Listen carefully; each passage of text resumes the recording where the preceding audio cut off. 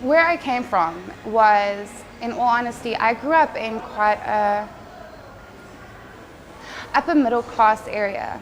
I was exposed to trauma from a young age.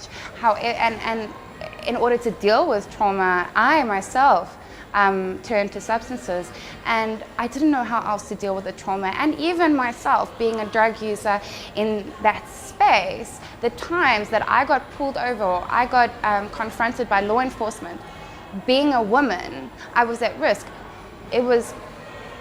If it was late at night, I knew what I was in for. I knew that the least that was going to happen was I was going to get sexually harassed, whether it was verbally or physically, and that's not okay. Why is that okay? You're supposed to be the ones who are promising to protect us, but yet you are the ones who are alienating us and exploiting us.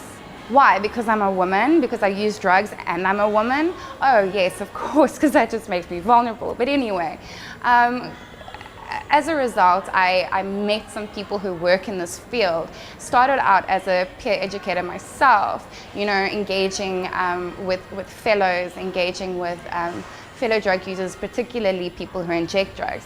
And I was exposed to an entire different world. I had experienced my own traumas, and I had experienced my own exploitation and issues with the current drug policies, but not to the extreme that others had.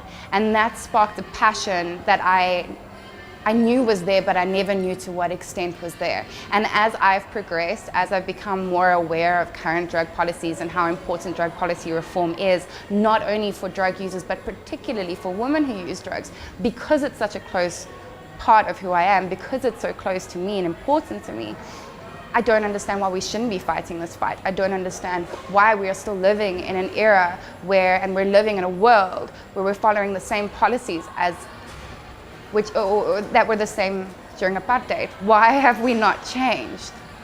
So currently I am the peer manager, and I also manage the needle syringe program for the community orientated substance use program, which is the University of Pretoria and City of Tshwane initiative that provides opiate substitution therapy and needle syringe programs to people who inject drugs and use particularly heroin. I manage peers, a number of incredible human beings, all of which have had similar life experiences to myself, and the people that we work with. And watching their growth and watching my own growth, it's breathtaking, you know.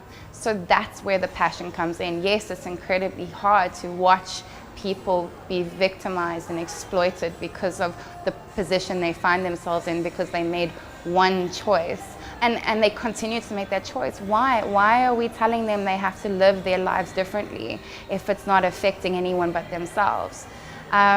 So being able to see hope and joy, and sitting here at South African Drug Policy Week and watching others fight the same fight that we're all standing up for, it's inspirational. It gives me shivers. So that's where I'm at.